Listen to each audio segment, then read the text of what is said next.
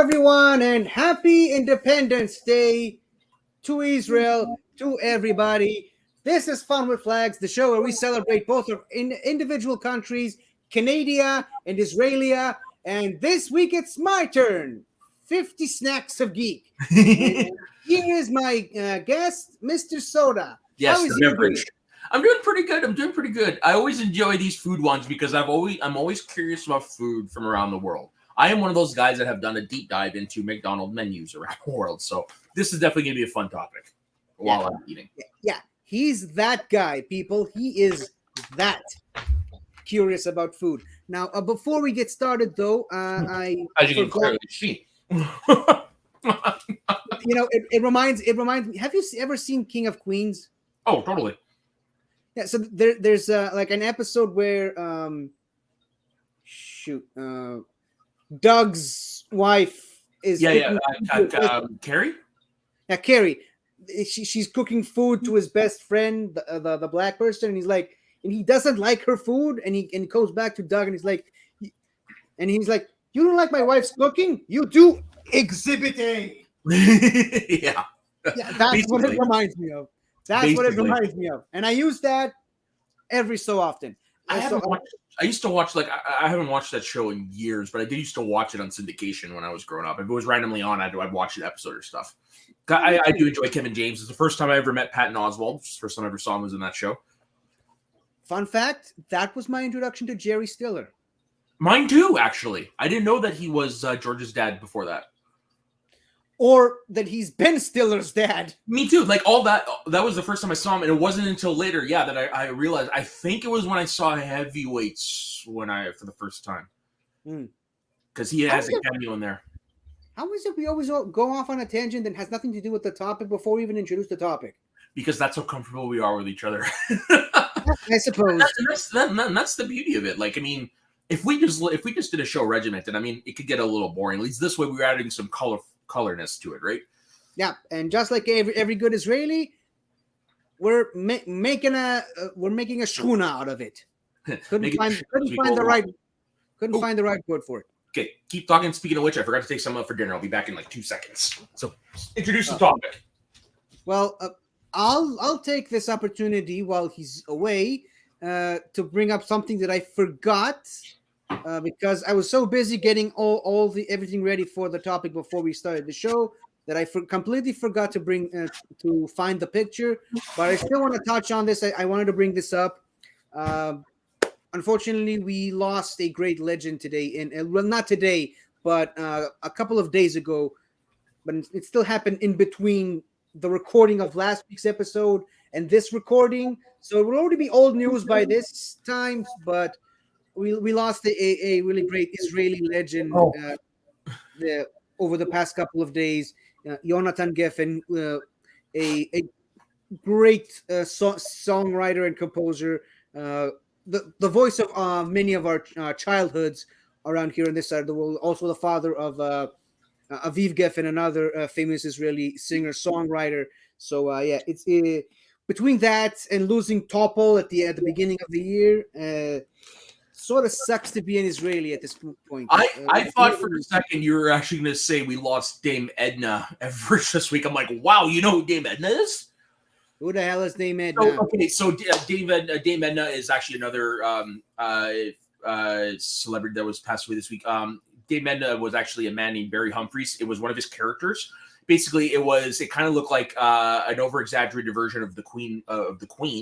But he played this character who was kind of snobbish. She was, I'm trying, best way to describe it is basically it's like your condescending aunt, but your condescending aunt is actually hilarious, if that makes sense. So a funny version of the Queen, then.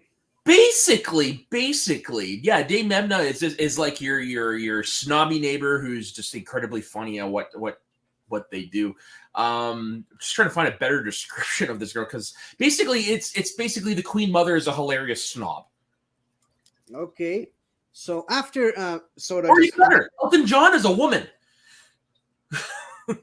Okay, so after Soda's continuous attempts to hijack my emotional speech about losing a great Israeli legend, I would just love a moment of peace, a moment of silence, if for no other reason than to shut Soda up for a few seconds.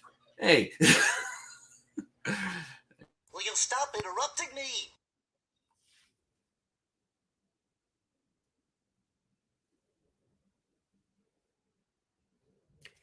Thank you.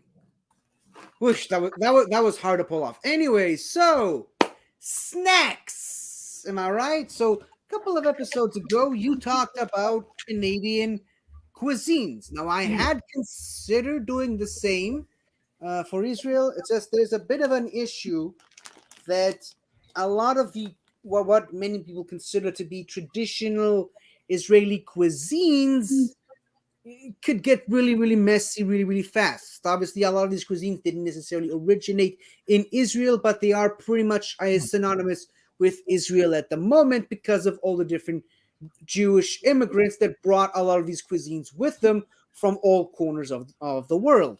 So what I thought was more appropriate before we jump into the cuisines, which is a much deeper dive into that, I just figured we'd talk about snack foods because, I mean, those are also pretty fun to talk about, and most importantly, can actually be traced back to Israel in their origins. So, and before 50 continues, and it's like one of the things growing up, you're kind of naive. I didn't realize every country had their own snacks. So when I found out Lay's ketchup chips don't exist outside of Canada, it blew my mind. So I'm definitely looking forward to seeing what you have for the munchies on that side of the world. Yeah, and I could also make an entire episode talking about snack foods that exist all over the world, but the Israeli version of it. That is an episode that would be interesting because I would like to see if I could find some of these in Canada. Yeah, for example, you mentioned Lay's. We also have our version of Lay's. It's just called Tapu Chips over here. It's pretty much the same logo, just slightly different to accommodate the more Hebrew name of it. But I love food. This is gonna be fun. Yeah, Exhibit A. But so with that said, the first snack that we're going to talk about today is, technically speaking, its origins, and I just found this out today, by the way, its origins can be traced to outside of Israel over a century ago, but the specific version of it that we will be talking about today is very much iconically an Israeli thing. So it still counts. And this first snack is like the Israeli thing, like the most iconic thing, at least for the people living here. I don't know if you heard it over there, but it's like when you say Israeli snacks, one or two things come to mind. This is most likely the first to come to many people's mind. The other one we'll talk about later, but this is really the most iconic Israeli snack that I can think of personally, the Krembo. Oh, I've seen something like this before. Yes, as I mentioned, I just found out today it's basically a variation of a much older snack called what's it called? Chocolate covered marshmallow treat or something like that. Originally coming from Denmark. Again, news to me, by the way. But this is like the Israeli version of it. There's, according to the little bit of research that I did, there's like a version of this snack in almost every country in the world. Now, yes. And what? Sorry, finish your thought. I was going to talk about what it reminds me of. So finish your thought. Sorry. You're telling this story, or am I? So this is basically from what I've been able to gather to an American audience. This is basically an Israeli version of the s'more. Making delicious hot schmoes. They're called s'mores, Buzz. Right, of course. I love you for including that. Interesting. Okay. The only thing that's missing is the graham cracker. More on that later. Okay. But there are two things that reminds me of. So one is what you said earlier, the chocolate covered marshmallow. They don't always come shaped like that, but the shape reminds me of something called a cherry blossom. So it's identical in shape, but when you bite into it, it's not marshmallow. It's a cherry in the middle with some cherry flavoring and some chocolate. It's really, really good. It like on the outside, it looks exactly like that. I think I might have seen or tasted something similar to that. My mom loves them. I haven't had one in a while, but yeah, they're a nice little treat. But yeah, unlike the more traditionally marshmallow thing, it's more of a egg whisk foam thing covered in chocolate on top of a small cookie, a small round-ish cookie. Here's a much better look at how these things look like. So clearly, the one on the left over here is that's the basic shape without the chocolate covering. In the middle, there's someone took a bite out of it, and on the right side of it, someone just removed the cookie for whatever reason. So it's light and fluffy, basically. Yeah, light and fluffy, covered in chocolate, and these are the cookies that come at the bottom. Okay, cool. So yeah, you're right. It is like a s'more or a schmo. Yeah. Missy making delicious hot schmoes. I'm going to play that again. Making delicious hot schmoes. They're called s'mores, Buzz. Right, of course.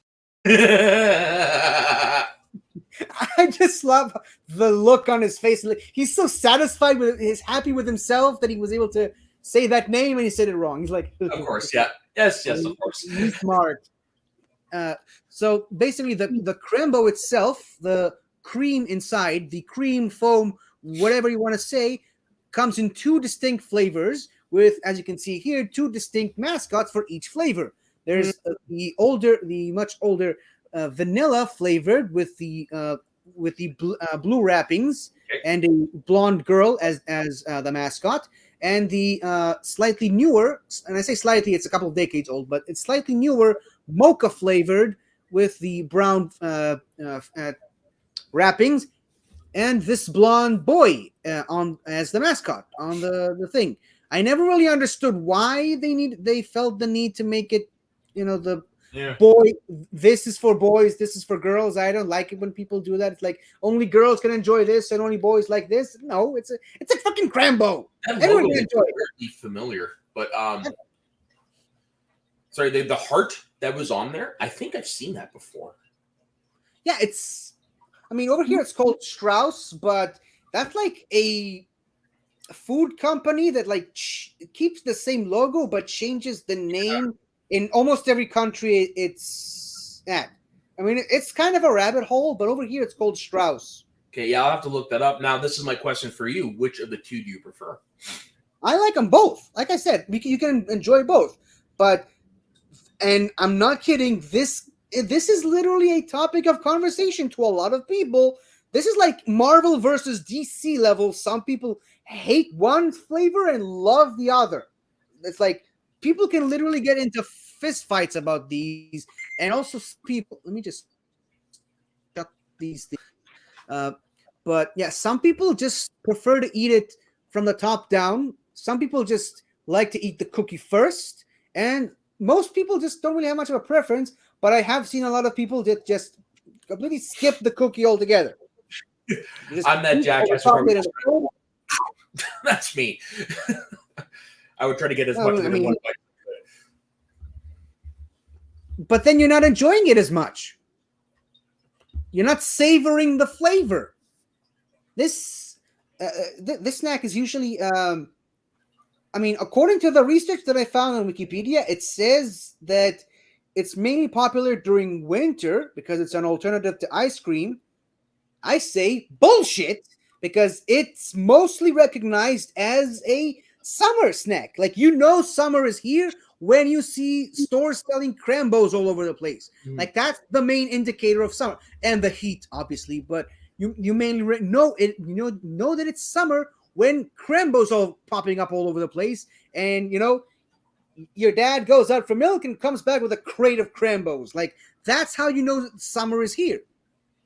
So, yeah, like I said, the Crembo is arguably, we'll get to the other one in just a minute, but arguably the most famous and most iconic and beloved Israeli snack. So much so, it became so popular at one point that it was also at one point a contestant on the Israeli Masked Singer. Which, for those of you who don't know, 50 binged the whole thing. Yep, and I finished all 3 seasons, and I started watching the American version. Yep. So yeah, that's a fun piece of Israeli lore. Now, should we move on to the other one, and what many people would argue is the most synonymous with Israel, mainly for the fact that it actually originated in Israel and not a variation of something foreign. Naturally, because I want to see if it resembles something over here. It more than likely does, but we'll get to that when we actually get to it. This is according to some research, the most selling salted snack in Israel, and arguably the favorite snack that every kid grows up with and still enjoys as an adult. Bamba. Okay, yes, there is a similar one. There is a similar one, especially when you look at it like this, right? Yes. So before you go into it, it looks like Cheetos over here without the cheese dust. Yes, I'm assuming that is correct. Yeah, For that's, full closure, we also have our own version of Cheetos. I mean, that's the one with the tiger, right? it's the one with the tiger. There's one, I think it's only available in Canada, that I enjoy. They're called Hawkins. They're like really hard cheesy cheesies, but I digress. So yes, you said those are originally from Israel, eh? Yeah, we'll get to that. We'll get to that in just a minute. But my apologies. I misspoke. It's not a tiger. It's a cheetah. And fun fact. Why did you mute yourself? Okay. So fun fact, and this is a bit of a tangent on the Cheetos point. Well, we'll save that for once soda is more available. And something that I almost planned as a conversation with him. Sorry, my dad he knows I do stuff, but he still calls. Yeah. My dad is just the same, only he calls a lot less, thankfully. Well, My dad calls me. This is the 3rd time I've talked to my dad, and I've been up for only 3.5 hours. Yeah. See, my dad is like, you try to call him, and he almost never picks up. If he just pick up, is like, I'll call you back. And 2 days later is like, hey, you didn't call me back. Oh yeah, I was busy. But when he calls you, one, my dad, the stuff he calls is not important for a phone call. 2, I wish he'd learn to text. It would make shit so much easier. That way he's not constantly interrupting me. Like that's the thing that he doesn't understand. It's like I do a lot of these things. He's constantly interrupting me for conversations that they can wait. yeah. You know? That's something that my dad understands. If I'm calling him in the middle of something, he hangs up and texts me either I'm busy or call you me later. Yeah, see, with what happened there, I said, the first thing I answered was like, what is it? I'm doing a show. My dad's like, oh, okay. And then he starts talking. He's like, Dad, I'm doing a show. Bye. Parents. Doesn't know how to read the room. Yeah. But the thing is, if my dad calls you, whatever it is, it's important. No matter what. My dad will call him, like, okay, so my dad on his days off will drop my dog off to me. Usually he'll grab the dog, and when I go for lunch, he'll give it to me. He will call me 3 hours later to check up on the dog. I'm like, really? What's new? I don't know. Nothing much in 3 hours. So it sounds like you need one of these. Will you stop interrupting me? One of these for your dad. But the problem is the only way he gets through to him is when I get mad, but then I feel bad afterwards. Stay on target. We're too close. Stay on target. Sorry, it's frustrating. Yeah, can we get back to the show, please? Yes. Our parents are just hijacking the conversation. So anyway, Bamba, the snack that I've been... And speaking of parents, I was on a tangent for a second there before the other tangent came in. So I got it wrong. It's not a tiger on the Cheetos. It's a cheetah. And is it true that Winston Marshall's mom designed it and like got zero credit for it? I think I might have heard it on SEN Live. First time heard it, or I've heard it. I don't know. I think Saul mentioned it also during one of our episodes. Anyways, Wild. so looking at this snack right here, what flavor do you think this has? Well, like I said, up over here, it would be like a cheesy flavor. I don't know why, but I'm thinking like a potato flavor. It's peanuts. Really? I can see that. Yeah, it started out as a cheese snack, just like the American version, but it wasn't selling as well.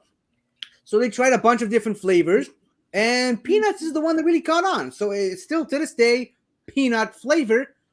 Now they have tried other flavors over the years. They mostly just tried something that, I say new. It's about a decade or something old, like a Bomba filled with something else. Sometimes it's nougat, sometimes it's white chocolate, sometimes it's just Bomba cream, or whatever they're calling it. But yeah, mostly it's just the iconic peanut flavor, and much like the previous snack that we talked about, this one also comes with a mascot. Baby. Yeah, the Bomba baby. And unlike the two kids on the Crembo, this kid, or rather this babe, has a legacy to it. I mean, it's an easily recognizable figure. It's like the Mickey Mouse of Israel in many ways. Really? In more ways than one. Like, seriously, that's like one of the most recognizable Israeli icons, the Bomba baby. What? You all have some weird mascots. Hey, man, I can literally make an entire episode just talking about Israeli mascots. It can get pretty wild, but what do you think about this baby for a second there? Well, it kind of looks like you know what it reminds me of? The baby from Roger Rabbit. Just friendly. Baby Herman. Yeah. I kept wanting to call him Baby Huey, but that's a big duck. You know what? You know what he reminds me of? Hmm. Don't you think he kind of looks like a baby's a flirting flouse? Son of a bitch. I mean, that's the first thing that came to my mind when I saw that was for you, Ben. The flouse. Oh God, I'll never forget that day. Me neither. Well, that whole weekend never leaves my brain. Yeah, it was quite the weekend. No, I was gonna say like our version of that snacks, the filling doesn't change. It's the flavoring on the outside. So you've got your regular Cheetos, but then they've also got your jalapeno cheddar ones, which I like, and they also have the flaming hot, which hurt. Cool. I mean, one of these we got to do comparison on the flavors of Cheetos here and the flavors of Cheetos over there. Oh, totally. We could do a whole show on that. I mean, do you have like ketchup flavored Cheetos? No, we have ketchup flavored chips, but not Cheetos. I mean, we have like ketchup flavored Cheetos shaped like gloves. And actually, we do have cheese flavored Cheetos. They're like X's and O's. Yeah. I've seen those. Oh, They're not common up where I'm at, but I've definitely seen those. Okay, so back to Bomba for a second. The mascot sometimes kind of overshadows the snack itself, but I mean, the snack itself is the pretty iconic and legendary. At one point, he also had a female counterpart, which, sad to say, didn't really last very long, at least from my memory. I mean, she was kind of very forgotten. Yeah, there was a lot of commercials featuring this baby, and I think the voice hasn't changed. I don't know if the voice actor is still alive, but even if they did have to switch voice actors for obvious reasons, the voice itself kind of remains the same. And the baby also had a pretty interesting transition from 2D animation to 3D animation. Oh, wow. It's actually one of the few mascots in my recent memory that actually was able to do that. But I think for now they mostly went back to the 2D animated version, just because I think it's more iconic, it's more recognizable, it's more approachable to children. And this, like I said, this mascot has a legacy all to itself. I mean, there's literally video games based on the guy. You're kidding. Yes, there's a series of video games. I even played some of these. Some of these have literally nothing to do with the snack itself. It's just the baby going on adventures. Okay, so the closest thing I can relate this to, like, I see why you said Mickey Mouse. Like, that's obvious. But over here, it's our cereal mascots that are like that, which I'm actually surprised none of them have had any video games, if I think about it. But like Count Chocula, the Trix Rabbit, Captain Crunch, you know. The Honey Nut Cheerios. Right, yeah, exactly, yeah. Ah. So, and at one point during the 90s, there was also a limited edition Sweet Bomba, which is like these sweet flavored little balls. It started sort of in the mid 90s, and they're still running today. So I don't know how it's called how you can call it a limited edition, and it runs for decades. So how do those taste? Like, are those all right? What? Have you had those ones? Oh yeah, I mean I like them, but nothing beats an old fashioned Bomba. Yeah, you're not wrong. Sometimes it's not them. It's sometimes it's the original that's the best flavor. Yeah, the original, you might say. Mm-hmm. Yeah, and it's so iconic that I actually got the super-sized one for this video. And over here we call them family-sized or soda-sized, if you know me. Hey, hold on. I gotta do the thing.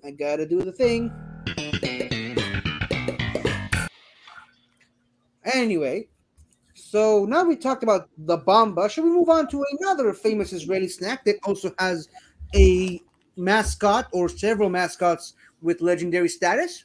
Naturally. The Beastly. Okay, that oddly enough looks familiar. So over here in our grocery stores, we do have international food section. That looks oddly familiar. That packaging. Okay, interesting. So next time I go to those stores, I'll take pictures and send if it is indeed the case. Cool. I had planned on buying some of these as well for this presentation, but I didn't want to spend all the little money I have on snacks, so I just got a couple of them.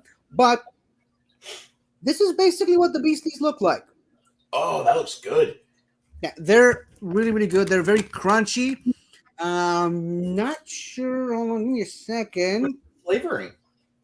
There's a multitude of flavors. Hold on. It's it's mostly a flour-based baked snack that comes in multiple colors, and as you can see in this picture, there are several different colors of the packaging, and every single color comes with a different shape, and every shape also has a different flavor to it. So I'm kind of need you to be watching. So trust me, I'm looking. I was just quickly looking something up. You'll see. There is a snack over here. They're called hoops that are similar to that in terms of like why you described the taste and the making. They're called hoops over here. I was just trying to find a picture of them. Okay, cool.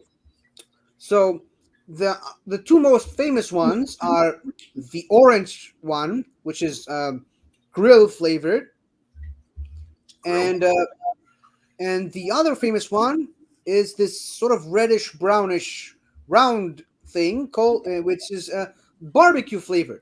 And then you have what? I was gonna say, you have barbecue flavor over there. Cool. Yeah, cool. And we also have there's also several other colors and shapes and flavors. Like this green one is pizza flavored. Weird shape. Yeah, this sort of mustardy color is falafel flavored. Naturally. And this yellow rings naturally is onion flavored. These are the 5 major, most recognizable flavors. And every once in a while, they try something new. Unlike the Bomba, this one is a limited edition. It doesn't really last very long. What? Onion, ew. 2, that's the one that looks like the hoops. It's not that bad. It's not. It's probably my least favorite, but it's not that bad. That's the one that is resembles the hoops that I was trying to look up. Okay. We didn't need to look that up after all. In other words, You're telling this story, or am I? Sorry, ADHD. What the fuck can I do? So these are the 5 major flavors and colors and shapes: the grill flavored, barbecue, pizza, falafel, and onions. And every once in a while, they try to make these limited editions different flavor, new flavor ones, new shapes. They don't really last very long, outside of the 5 major flavors. A year or so ago, they had the shawarma flavored. That actually wouldn't be too bad. It was good, but I mean, I wouldn't get that one over any of the other ones. And these two ones, I think some of these passed me by. It's like the hamburger flavored and cheese flavored. Okay. The pizza one is interesting because I've seen what Israelis think pizza is. So I'm curious to see what pizza flavor is for you guys. Hold on. Point of order. What do you have against our pizzas here, Mr. Sode? No meat. Barely any toppings. No, there are toppings. They just cost a bit more. True that. Because I overhear something's pizza flavored. It tastes like a pepperoni pizza. That's why I'm kind of curious as to what constitutes pizza flavoring over I here. mean, it's the sauce mainly, the pizza sauce. Oh, okay, totally fair. But the one that I would really want to try is the grilled one. That one actually looks really good. I mean, it's pretty much everyone's go-to when it comes to Beastly. Now, as I mentioned, this snack also has 2 mascots, which I don't, for the life of me, think have names. They're just the Beastly guys, or the Beastly mascots. The Beastie Boys. The Beastly Boys. Yeah. So, as you can see, one of them has the grill flavored one as his hair, and the other one has the barbecue flavored. Oh, son of a bitch. Yeah. Occasionally, every once in a while, they introduce a new mascot whenever they have one of those new limited edition flavors. But just like the flavors they're attached to, they don't really last very long. Can you blame them? That's terrifying. Yeah. I mean, those guys look pretty scary enough. I mean, at least over the decades, you kind of got used to these 2 idiots. Now, very much like the Bomba Baby, these 2 do have sort of celebrity status to the point where they actually had some celebrities making cameos on their commercials, as seen here by the legendary Yigal Shilon, which him and his brother could probably make an episode of all to themselves. Now, they did very briefly, also had a transition into the 3D CGI realm, which was not good.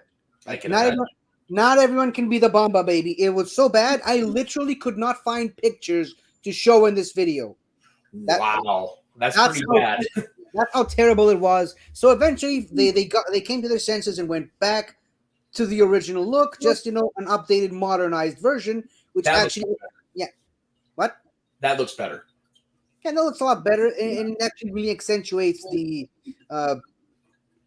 the shaping of the snacks aesthetics into their hairs. They also look, human.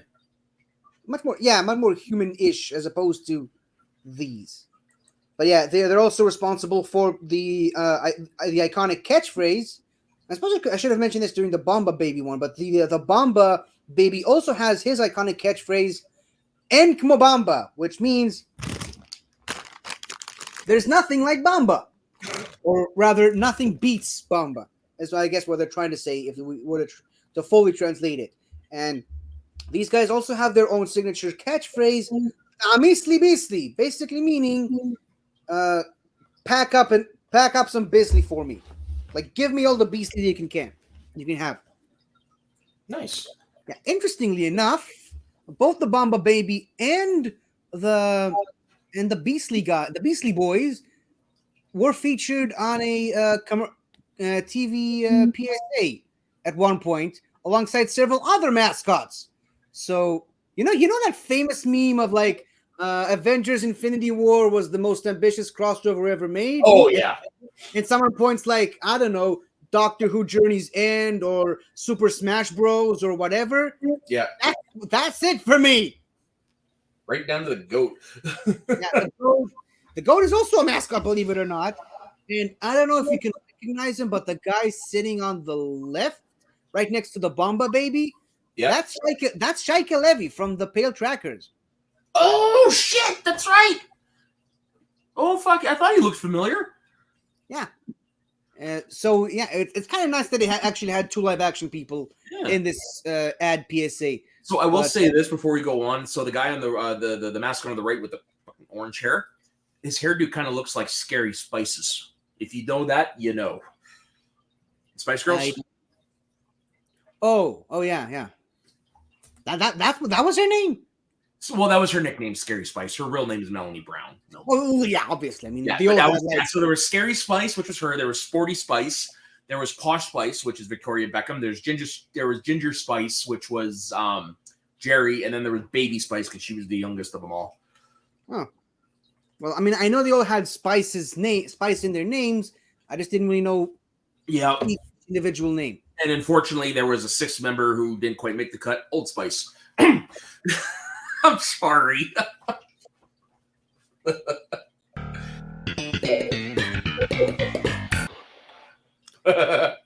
You know something, Soda. Yes. I'm on a horse. Anyway, Isaiah Mustafa. I'm going to use this snack to transition into another iconic Israeli snack that's also famous for having different colors on the packaging and different shape for every flavor. Kefli or kifli. Some people like to say kifli, but I mean they're idiots. It's kefli. If you know what the word is supposed to mean. Of them individually, just because it's a little blurry on my end. Yeah, that's the problem with a lot of Israeli stuff. Like I said, always half-assing it, always making a shchun out of everything. But so, unlike the Beastly, to my knowledge, there's only like, what is that echo? Anyway, so to my knowledge, there's like, there it is again. It's usually somehow it's always me, and I don't know how. I don't know. Like literally in my apartment, this is the only thing running. I don't have a TV on. The only thing is the background's my dryer. Like I don't know why it's always me with the echo. Echo. Anyway, so to my knowledge, I don't think any of these also have alternative limited edition. They always have their 5 main flavors. They do experiment sometimes by mixing stuff up, but for the most part, it mainly just remains the 5 major flavors. Well, 4 as you can see in this picture, but we'll get to the 5th one in just a second. So there's this purple grill flavored, which as you can see is these little balls. I'm sorry. Once again, the onion flavored is the rings because onion rings is a thing. Those look like Funyuns over here. It's basically it's an onion ring shaped snack called Funyuns. Okay. Well, at least it's not Bunions. Ew. Yeah, I'm sorry. I mean, you'd have to assume that I'd make one for myself at some point. Of course. This blue one is this chips. Those Also, look like really fries. shaped like fries. Like chips is the word for fries over Yeah. here. Like I mean, over here they're fries, but I mean, they're still fish and chips and stuff like that, right? So I mean, chips is the least likely used name for fries, but people over here do know what it means. I mean, the official word for fries is tuganim, but no one really uses that word because it's stupid. So I mean, people just say chips. Yeah, And it's easier. in addition to this blue packaging with the chips, there's also ketchup flavored chips. So you guys do have ketchup flavored stuff over there, okay? Yeah, ketchup flavored stuff, but this ketchup chips that you mentioned sounds like something different. That's why I didn't bring this up. Yeah, no, it's basically a potato chip that just has some dried ketchup seasoning on it. Well, this one's ketchup flavored. It doesn't have actual ketchup in it. It's not that's Yeah, neither do our stuff. Like I said, it's all ketchup flavoring as well, but it's a powdered flavoring. And here is the 5th flavor in this family, and quite literally the black sheep. It's Bacon. I mean, it says on the box, says on the packaging, smoke flavored, but it's basically bacon. And Yeah, that's what I was gonna say. That looks like bacon. and we all know, not allowed to sell pig or pork flavored anything. So this one you really have to look for to find. I mean, case in point, the fact that all of these have the newer logo of the company at the top. This one has the old logo. Kind of says something. It's kind of out of circulation. But be that as it may, here are the grill flavored. Hold on, let me just. I was gonna give you the solo shot, even though I know you hate it, just so I could. Oh, you did it yourself. I mean, it's worth it for the presentation. So here are some of these grill flavored fleas. Okay. I love these. They look like cheesy poofs. Now the problem is, since they're ball shaped, as you probably noticed, they fall off your fingers pretty easily. They look like cheesy poofs from South Park. No idea what that is. Cheesy poofs is one of Cartman's favorite snacks.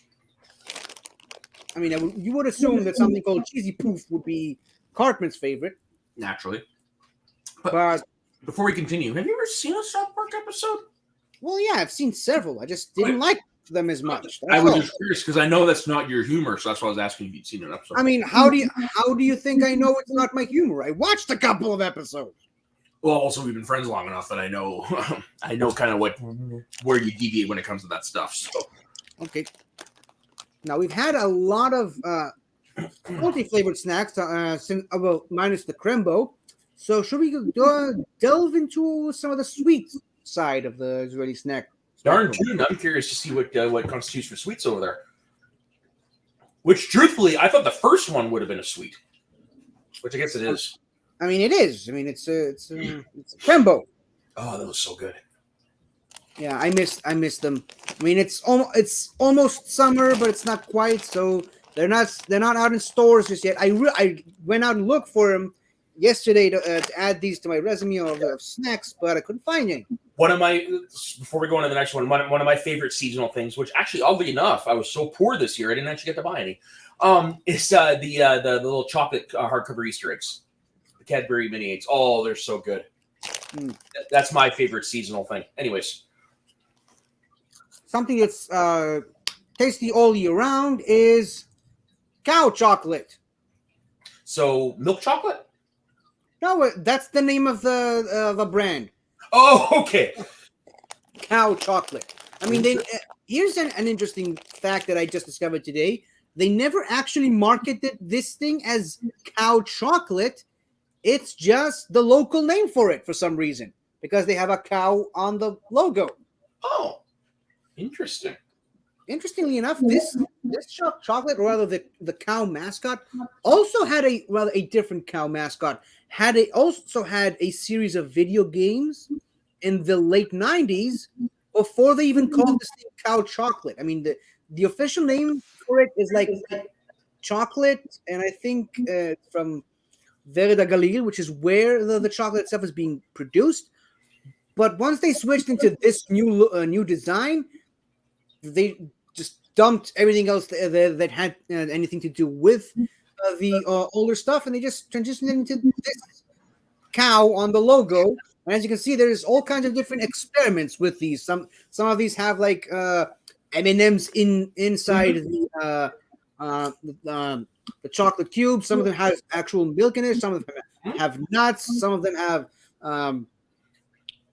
oh shit! What's that? We have the same thing over here, my friend. There are several brands that do this as well, where we have them with the M&Ms, and that we have them with fruit, we have them with almonds, we have them with sea salt. There was one similar in there. We have them. It's on the left. It's the last one we can see fully. It's the one with the white path there. It looks like one we have over here. It's called double milk chocolate. So basically, it's like the filling is like twice the amount of as normal. So the other one that you couldn't get to, the fizzy pops. There's also fizz pops in the chocolate itself. That is something we don't have over here. Ha! Victory! Yeah. But do you have a cow as the mascot of the chocolate? No, none of them have mascots. And I think the basic design of this thing, it might be a little different from what you have over there. Like the smaller cubes on the side and around, and the larger cube at the center. Do you have something? Yeah, like that? we don't have the larger cube. It's all little cubes or medium cubes or one whole bar. Okay, cool. So that's something we do have that you don't. Now, are you ready for a rapid fire round, a speed round of just chocolate brands? Damn straight. I like to call myself a chocolate connoisseur. Exhibit A again. Now, first off, we have Pesixman, which literally translates to timeout. Yeah, and as in timeout in basketball. There's like a huge basketball influence in a lot of the commercials and ads for this chocolate bar brand. As you can see, it comes in a variety of different flavors, and they keep experimenting with new concepts. And oh, that looks good. oh yeah, it is. A lot of the for a second. what? Go back to the previous image for a second. So like the little rolls that they have above the logo, we have those here. Yeah, we also have those here as well. Just in this instance, they're part of the timeout. And I don't know if you can see on the one with the rolls, but you can kind of see a basketball molded into the bar itself. Can you see it? Oh, now I see the basketball. Yeah, I see. It's pretty. On the top one is where it's most noticeable. Yeah, because of the coloring. Yeah. But yeah, so like I said, it's a very basketball themed candy bar, which this is a what's the word for it? A kind of a snow cone variant of it. That it's kind of in snack form, but it's frozen. Oh, okay. It's like the snack itself, just slightly larger and kept in a ice cream freezer. So basically, it's an ice cream bar. We have those over here. Yeah, an ice cream bar. That's the word I was looking for. Yeah. And they also transitioned it into actual proper ice cream cones. From Cornetto, I see that. Maybe Cornetto is the universal name for Strauss, what we call Strauss over here. That's why the logo looked familiar. I told you. Which Yeah, one? it's Cornetto, but they changed the name in other countries. It's crazy. Yeah, It's you can see the little heart right there above the R. If you have to look real closely, but there it is. Oh yeah. Hold on, let me just put it in. And you see it right there in the red as well. No, the one in the red, it says Strauss underneath. But if you look at the Cornetto, you can see the heart, like you said. Yeah. No, Cornetto is a brand over here too, and of course, for us movie nerds, the Cornetto trilogy. Hey. Schmodown.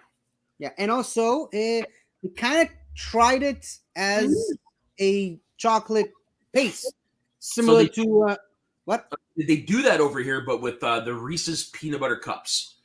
Oh, I didn't know that. I mean, the design of the jar kind of it's meant to represent Nutella. Yeah, I was gonna say the jar looks like a Nutella jar here. Yeah. Yeah. Maybe they're trying to capitalize on the shape. So here's another rapid fire iconic chocolate bar, Mekupelit, which Interesting. I suppose the translation would be folded, but it's more slang for wrinkled.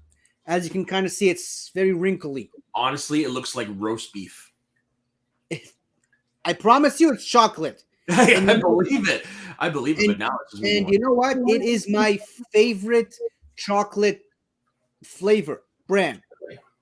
Yeah, like I enjoy any of these any time of day, but this is by far my favorite tasting one. We also have something As we called call over here, it's your go-to. Yeah, my go-to. We also have Teami, which is sort of like Snickers or Mars bar. This is more or less what it looks like on the inside. We also have a Gozi, which I mean it's basically a chocolate bar, but with nuts in it. And that's kind of what it is. So that about wraps it up for chocolates. Now we got a couple more ones. This one, I honestly don't know how you're going to react to this one, so let's just jump into it. Soup Mandels. What? Yeah, Yep, soup mandals. You got to explain that one to me. Okay, so first off, this is what they look like Okay. in a bowl outside of their packaging, and they're basically an added supplement for soup. Like you put them in soup, and they sort of add a crunchy feeling to it. Hold on. I got an example of so He's that. got an example. He's got an example. And Well, not quite, but what you use it for is what we use soda crackers for. Your crackers? Pretty much, yeah. No, that's basically these serve the same function as that. They're supplementary to your soup. They suck in some of the juice, and they add a little bit of crunchiness sometimes. Me, I like to put a lot of crackers in my soup. Me too. Like you see this Or it bowl? makes paste. What? I put so much crackers that it looks like a paste when I'm done with it. Oof. So you see this bowl of soup? This is how I like my soup. Sometimes sometimes my mom like to say that I just put I'm eating soup mandals with a little bit of soup in it. Yeah, so that's how I eat my pea soup. Is I put a lot of crackers in it. Yeah. And if you like, you can also enjoy them in proper traditional snack form. Like this. So you can eat your crackers just as is. I like to put peanut butter on them. Cool. I mean, they can also. I mean, their main function is to serve as an add-on to your soup, but a lot of people do like to enjoy them as proper snacks. Yep. The only problem is they're incredibly tiny, so you're better off putting them in your soup. They're also very much like croutons. Do you know what croutons are? Yeah, the croutons are in Caesar salad, of course. No, but we use them in soup. Really? Yeah. Yeah, Well, you know what? So do we. There is a French onion soup. You can either use croutons or bread. My family uses bread. I hate the stuff. I brought up croutons because that's the closest example I knew of to what these are. Oh yeah, croutons, Caesar salad all the way, baby. Now, in the place that I work in, they give you an option. You can have when you have your soup, you can there's this bowl of croutons and the bowl of the mandals, and you can put both of these in your bowl. I just put both because I'm crazy and I love a lot of crunchiness in my soup. I made soup like a couple of days ago, and I ran out of these things, and I had nothing to drink the soup with. I cannot imagine myself ever eating soup without it. That's how much they're entrenched in the Israeli flavor. Like It's the same with me and crackers. like eating soup without it, it feels weird. It feels wrong somehow. It feels like a disservice to the soup. So I immediately rushed out of the store and bought them. I have a couple of matzahs left over from Passover, so I tried taking one of the matzahs and sort of crumbling it up and putting it as the soup mandals. It's not the same. It does not taste the same. These things go with every soup meal.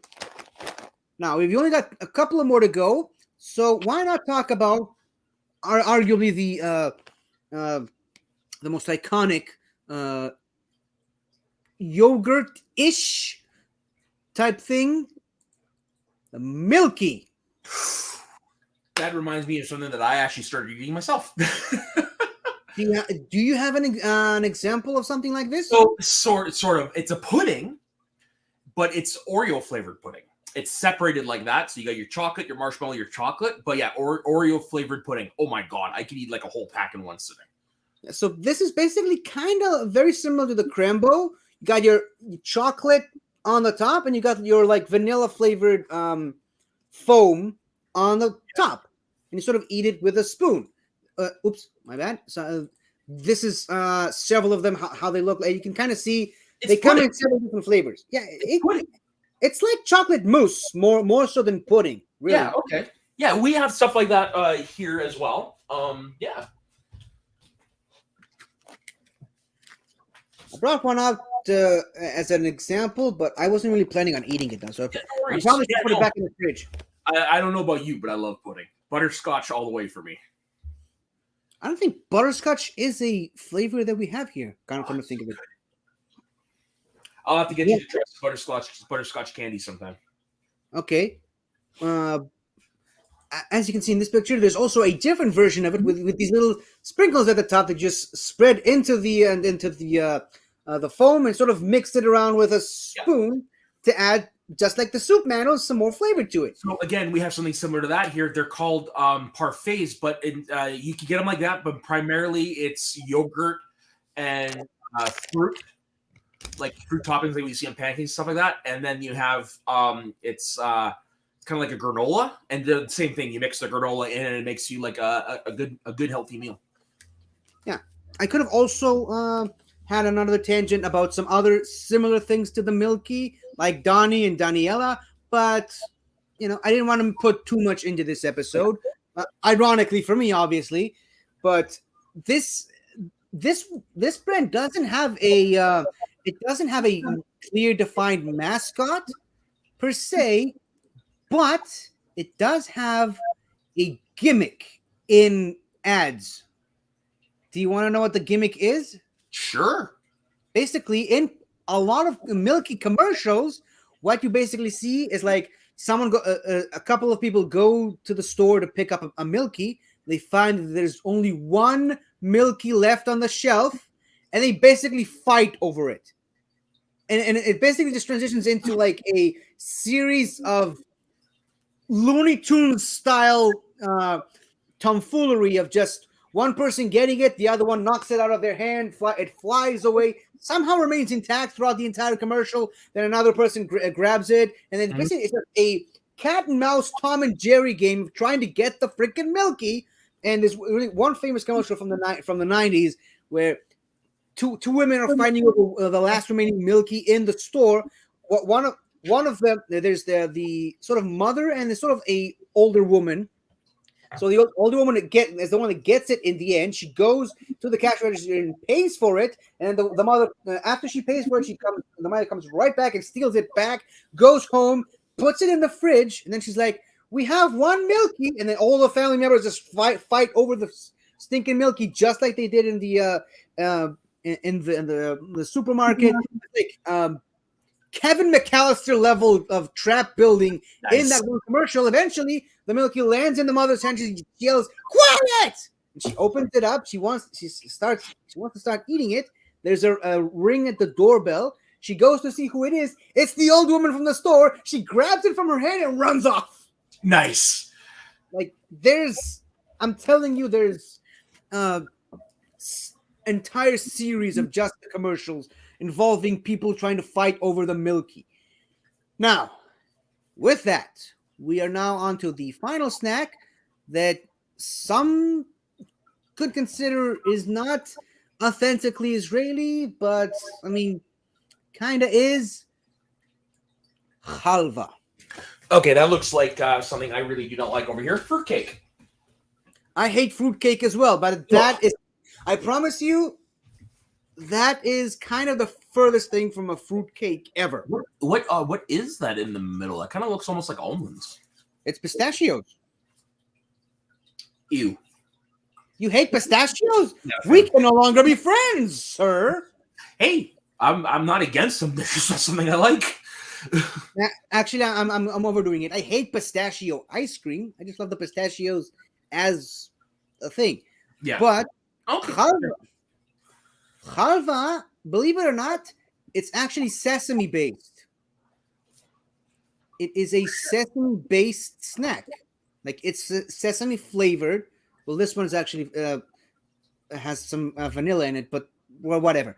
So Yeah. it's a sort of a vanilla flavored, a sesame flavored cake. Like it's really, really hard, almost brick like, until you take a bite out of it and put it in your mouth, and just melts in your mouth, and it's really, really. Even though I don't like pistachios, I am willing to try anything once. So I mean, the pistachios is just a variant. It's mostly just this block of sesame flavored something that, like I said, it melts in your mouth. Unfortunately, it's like construction fluid. Like it really just it sort of turns pasty and makes your mouth really, really dry. But it's really, really good, and I highly recommend it. kind of like the way it looks. I'm not saying it tastes the same, but the way it looks, It's described as a cheese over here, although I highly doubt it is actually dairy. But yeah, It's not. I can't remember what the hell it's called for the life of me. But if I ever see one, I'll send you a picture of it. But it literally looks like that consistency. It's just Flan? no, I mean, like the color is darker, but I mean, like they look like they would be the same. They look like they could be from the same family. Is what I'm trying to say. Okay. And to wrap this up, the background picture has been what's called in Hebrew a pitzutzia, which is basically like a kiosk Okay, that's what? I said okay. Yeah, it's a big kiosk that sells anything and everything. Most of the things we saw here today. Yeah, we have those over here, although you mostly see those type of kiosks in malls. Really, because over here it's like everywhere. Like you go out. Oh, over here they're called corner stores. Well, that's not really a store. I mean, it's not a store. It's fully open. Anyone can walk in and Gotcha. at any time, and it's like I said, it's everywhere. You could like throw a coin in any direction, you'll hit like 30 of them. Like the pizzuzzias is another thing that's really established in the Israeli culture. Everywhere you look, you'd see 5, 10, 50 pizzuzzias everywhere. Nice. But the closest thing I can say to that is that they're like kiosks, essentially. Man, you're just really making me hungry. Thank God it's almost lunchtime here. I mean, it's almost bedtime over here. Thanks a lot. Hey, dude, I'm sorry. Well, so do you have your topic for next week? Yes, I do. And I'm actually looking forward to this. So this is a book series that I read when I was a kid. Basically, if you took a minor league hockey team, but you made them into kind of like the Hardy Boys, it's called the Screech Owl book series. Basically, this book series, like I said, it's about a hockey team, a tournament hockey team that travels all around the world, and wherever they go, they basically fall headfirst into something. The books take place in Lake Placid, New York, which is where the Miracle on Ice from 1980 took place. That's the very first book. The second book, the night they stole the Stanley Cup, they've gone to the territories and stuff here. They've gone to Sweden. They played hockey in Australia. They played in Nagano, Japan, the year of the Olympics there from 1998. They've played in Quebec City. They've played in London. They played in New York. So there's two versions of this. So I'm only familiar with the original releases because that's when I was a kid. I've never gone back and reread the other ones. Basically, they're just basically little books like this. I still have my original series. And I'm planning, because these books are so small, I could probably read them in like a day.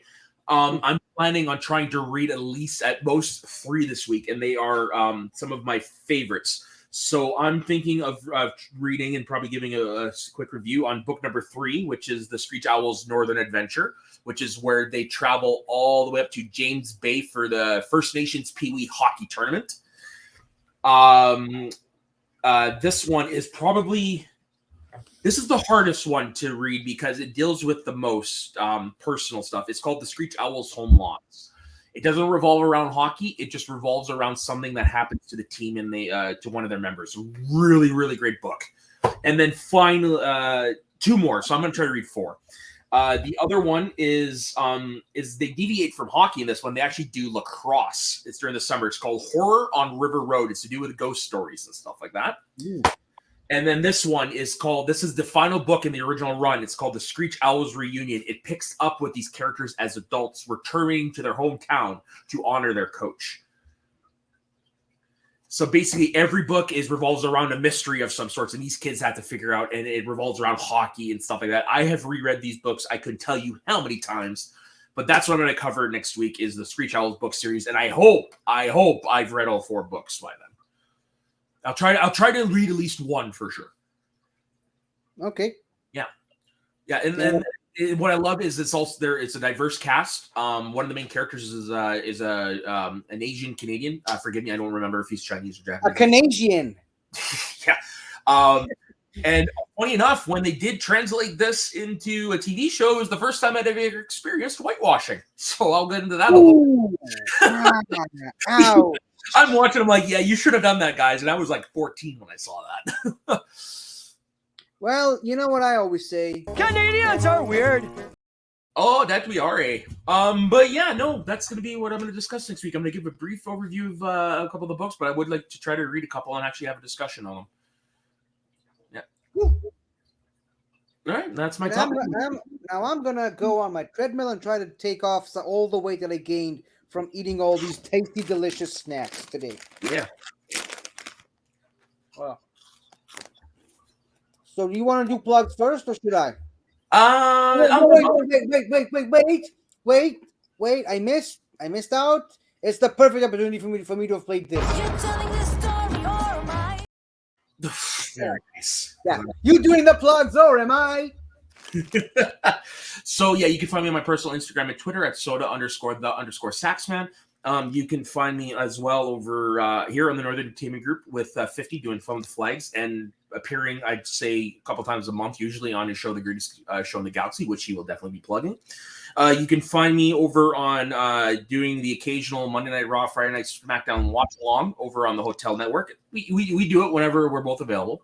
And then coming up at the end of next month, my friend Dagan and I are going to be launching our very own wrestling content channel. So keep an eye out for that. Yeah, you might find me there. Mm-hmm. Yeah, there's a show that I proposed to 50, and he was so up for it. I can't wait. I can't wait for you guys to see it. Yeah, I'm not going to spoil it, so keep an eye out. Cool. And as for me, you can find me on this channel, the Northern Entertainment Group, every Monday talking about the greatest show in the galaxy, Doctor Who. And you can also find me every Thursday on this show, Fun with Flags, doing basically what we just did for about an hour. You can also find me on my own YouTube channel, 50 Shades of Geek, where I do weekly reviews of Doctor Who episodes from 1963 all the way to 2022, unless, of course, the BBC decides to play hardball and block one of the ones that I just uploaded. Rude, BBC, but I'm going to fisticuffs them on that in just a minute, as soon as I'm done with this. And you can also check out all the other channels and shows associated with the Benverse that you see on this picture right here. There's me down at the bottom. There's Something to Talk About, Taco's channel, which is sort of inactive at the moment, but he's also doing a lot of others. But there's like a decade's worth of content he managed to upload in just 1 year. I don't know how that did it, but he has a very understanding wife. That's how he does it. And a lovely daughter. And also, you can see here, Galaxy Geeks. You have Multiverse of Geekdom, Movie Lovers Unite, The Midnight Cinema, 8-Time Reviews, and us basically. I went around the horn. Oh, one more thing I do want to plug that I am involved with. It's over on the Multiverse of Geekdom channel. It's Titans of the Turf. If you haven't checked that up, oh my god! So basically, what we're doing is we're doing fantasy football, but instead of drafting football players, we're drafting people from all over pop culture. Like, for example, I have Tom Brady as my quarterback because some other asshole took Captain America. But basically, all it is Tom Brady, Captain America. Right. No, but basically it is just your weekly head-to-head matchup, and it's basically a dice-based system. I recorded my week 4 match yesterday. That was a nail-biter. Back and forth score. Some things didn't go, went the way we didn't think they were going to go. So definitely check that out. It is a lot of fun. It's just basically, it's not, you know what? It's something that I really don't have to think too much about. Which is even better. No thinking. Yeah. Oh, no. Look, mama, no brain. Pretty much. It is something that I feel it can continue past this season, and I know there's a few people, including one who's with me right now, I think would actually have a good time with this. I'll have to give it a try. So, that's all the plugs for us, and we'll see you next week on Fun with Flags, and until the next time, always remember, let your geek flag fly. Which is something Soda usually does. That's why I said it this week, and that's why it sounds so horrible.